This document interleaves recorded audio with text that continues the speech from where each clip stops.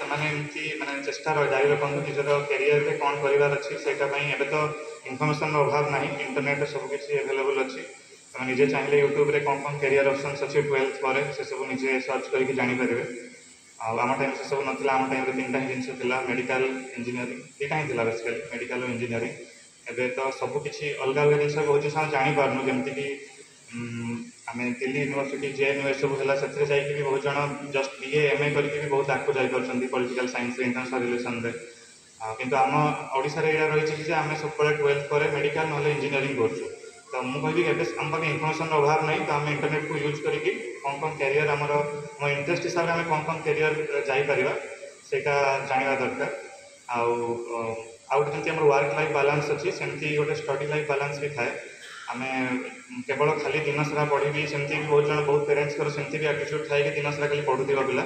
କିନ୍ତୁ ଗୋଟେ ଆମେ 8-8-8 ରୁଲ୍ରେ ଯିବା, 8 ଆୱାର୍ସ ସ୍ଲିପ୍, 8 ଆୱାର୍ସ ଷ୍ଟଡି, ଆଉ 8 ଆୱାର୍ସ ହେଲା ବାକି ଜିନିଷ ଯେଉଁଟା ଆମର ଏକ୍ସଟ୍ରା କରିକୁଲାର ଆକ୍ଟିଭିଟିଜ୍ ହେଲା।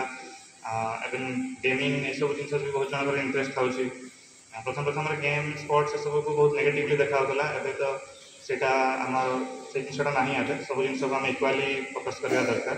ଆଉ ସମସ୍ତେ, ମୁଁ ଭାବୁଛି ସମସ୍ତେ ନିଜ ନିଜର ହବିକୁ କଣ୍ଟିନ୍ୟୁ ରଖିବା ଦରକାର। ଆମେ 10th ପରେ ଲାଷ୍ଟ 12 ବର୍ଷ ହେଲା କିଛି ବି ଆମେ ଅନ୍ୟ କୌଣସି ଆକ୍ଟିଭିଟିଜ୍ ପ୍ରାୟ କରୁନଥିଲୁ, ସ୍କୁଲ୍ ଟାଇମ୍ରେ ଯାହା ବି ଥିଲା।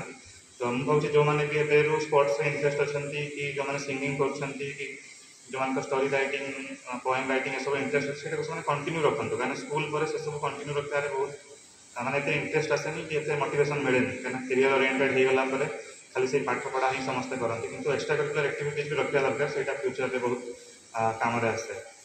ଆଉ ଏତିକି କହିବି, ଏବେ ପାଇଁ ତ ସମସ୍ତଙ୍କର ଏମ୍ ରହିବା ଦରକାର କି ମୁଁ 10thରେ କେମିତି ଭଲ ମାର୍କ ରଖିବି। କାହିଁକିନା 10thରେ ଭଲ ମାର୍କ ରଖିଲେ ସେଇଟା ଗୋଟେ ବହୁତ କନଫିଡେନ୍ସ ବୁଷ୍ଟର ହେଇଥାଏ। କାହିଁକିନା 10thରେ ଯଦି ଭଲ ମାର୍କ ରହୁଛି ସେଇଟା ଗୋଟେ ଆମକୁ ମୋଟିଭେସନ୍ ଦିଏ କି ଯେ ଆମେ ଫ୍ୟୁଚର୍ରେ ବି ଭଲ କରିପାରିବା ବୋଲି। ତ କିନ୍ତୁ ଖରାପ ମାର୍କ ଆସିଲେ ବି କିଛି ଦୁଃଖ ହେବାର ନାହିଁ, କାହିଁକିନା ବହୁତ ସବଜେକ୍ଟିଭ୍ ଏକ୍ଜାମ୍ ରହୁଛି। ଏବେ ତ ଟିକେ ଅବଜେକ୍ଟିଭ୍ ହେଇଯାଇଛି, ବୋଧେ MCQs ବହୁତ ଆସୁଛି। ତ କାରଣ ଏବେ ପାଇଁ ଆପଣମାନଙ୍କର ଚେଷ୍ଟା ଏଇଆ ରହିବା ଦରକାର କି ମୁଁ କେମିତି 10thରେ ଯେତେ ଅଧିକାରୁ ଅଧିକା ମାର୍କ ସ୍କୋର କରିବି, ସେଇଟା ଗୋଟେ ବୁଷ୍ଟ ହେବ ତୁମର ଫ୍ୟୁଚର୍ ଲାଇଫ୍ ପାଇଁ।